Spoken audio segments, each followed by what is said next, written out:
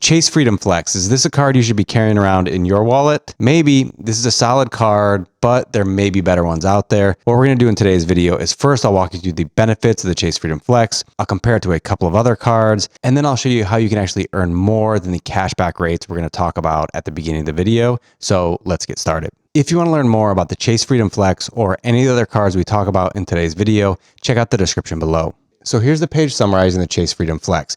You see here $200 bonus plus 5% gas station cashback offer. Earn a $200 bonus after you spend $500 on purchases in the first 3 months. This is the lowest spending threshold to earn $200. Some other credit cards you have to spend $750 or $1,000. So to get $200 after spending just $500, that's actually a 40% return on your spending, plus what other cashback you earn from the categories we're going to talk about in just a second. Plus earn 5% back on gas station purchases on up to $6,000 of spend in the first year. So if you spend a full $6,000 at gas station and earn 5% cash back, that's an additional $300 of cash back. Earn 5% cash back in quarterly bonus categories. So this is good for $1,500 of spending per quarter. So if you spent the full $1,500 times 5% cash back is $75 per quarter. If you maxed out all 4 quarters, you would earn $300 cash back from the rotating categories. Now let me show you the 2022 5% rotating categories. Okay, so for January to March, it was grocery stores, excluding Target and Walmart, and also at eBay. April to June was Amazon.com and select streaming. July to September, gas stations, car rental agencies, movie theaters, select live entertainment.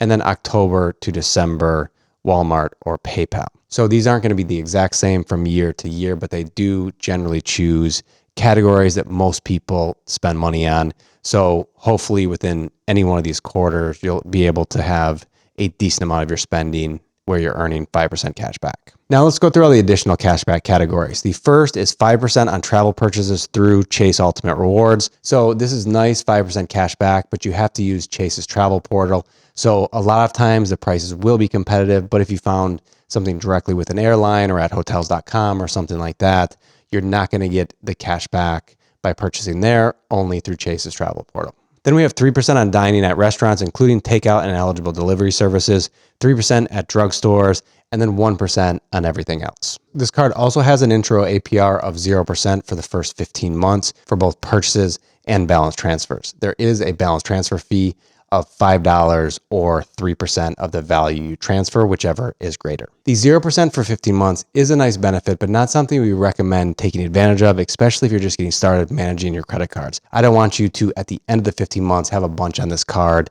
that you're not able to pay off, and then you're going to start paying a bunch of interest. It's just better to pay everything off month in and month out, practicing good financial habits. As I mentioned earlier, no annual fee. Now let's talk about redeeming the cash back you earn with your Chase Freedom Flex card. So one thing to keep in mind, if you log into your Chase account, you're not going to see a cashback value.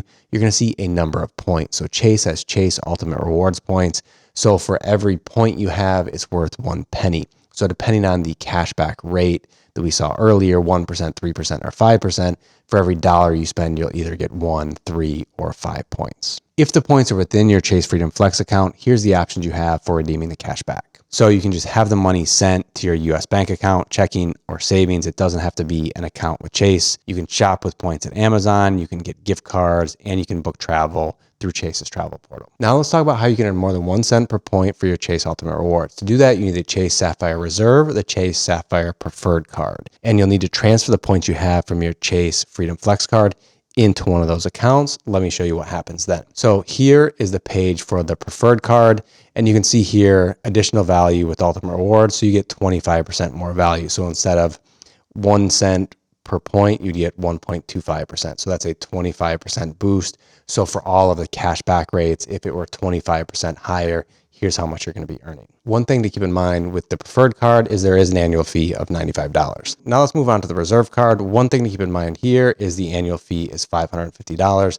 There are a bunch of other benefits that we're not going to go through in today's video, but just know with your Chase Ultimate Rewards points, you're getting 50% more value. So here's the different, essentially, cashback rates that you're going to be getting if you transfer from the Freedom Flex to the Sapphire Reserve card. And also for the preferred and the reserve card, you can transfer your points to miles with a bunch of different airlines. If you go to the points guy, he actually values Chase Ultimate Rewards points at 2 cents per point. He gets that valuation by transferring to airline partners. I'm not going to get into that in a bunch of detail, but if you take his valuation for your Chase Ultimate Rewards points, here's the cashback rates you're earning in the different spending categories. Here's a list of all their transfer partners. Now let's talk about the 5% cashback in rotating categories. The thing is here, any one of the categories you only get for 1 quarter. There's 3 other quarters of the year. So what I want you to do is think about this on a blended basis. So what is the cashback overall that you would earn throughout the year? Because chances are what you pay at gas stations, at grocery stores, at restaurants, some of these top categories, your spending is fairly similar throughout the year. You can't put all of that spending in the quarter with a high cashback rate. And also you might go over the $1,500 in that quarter if you were able to do something like that. So to blend those together, think about if you were to use the Chase Freedom Flex and that was your only card, you would get 1% cash back for 3/4 of the year and then 5% cash back for a quarter of the year. So I ran the numbers, and depending what the cash back you got for the rest of the year, what's the blended rate? And here's what it looks like. So if you were using the Chase Freedom Flex, getting 1% and then 5% for a quarter, the blended rate is just 2%. So you could get the SoFi card and get 2% and not have to think about, is it the right time for this category or whatever it is. You could just get 2% on all of your spending. If you have a 2% cashback card, like the SoFi card, the Citi Double Cash card, and then you use the 5% for the quarter, the blended rate is 2.75%. So the thing is here, could you use a card that just gives you 3% all year round and again be better off? So there are cards for that. So let's look at an example. So there's 2 that I want to bring up. So the new autograph card from Wells Fargo, there are these 6 categories that pay 3% cash back. So you have restaurants, travel, gas stations, transit, streaming, phone plans, all 6 of those categories, 3% cash back year round. So if you had 2% and 5%, you'd still be better off with this all year round.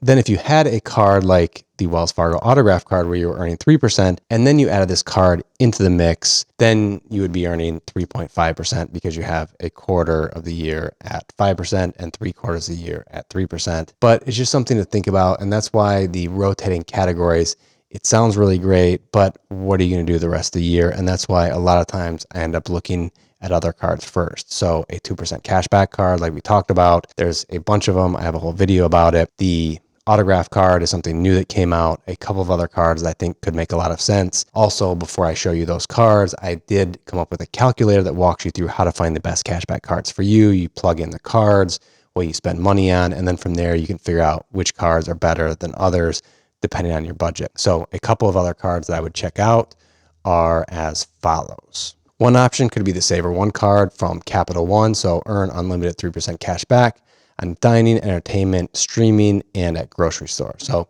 again, that's quite a few different categories all year round, 3% cash back. Another option for 5% cash back where you can adjust it quarterly, but you could choose the same categories all year round would be the Cash Plus card from US Bank. I have a review about this card as well. So to see some of the categories where you could be earning 5% cash back, so fast food, home utilities, department stores, electronic stores, cell phone providers, TV and internet, sporting goods, movie theaters, gym and fitness, furniture, ground transport, and clothing stores. So if you spend a lot in one of these categories all year round, you could get 5% cash back with the US Bank card. Then probably my favorite cashback card, the American Express Blue Cash Preferred card. So this card, you earn 6% cash back on grocery stores up to $6,000, 6% on streaming, 3% on transit, and 3% on gas stations. So all of these are unlimited except for the spending at gas stations. The one downside with this card is there is a $95 annual fee. I walk through paying an annual fee and what you're earning in cash back and if that makes sense or not. You can check out the full review video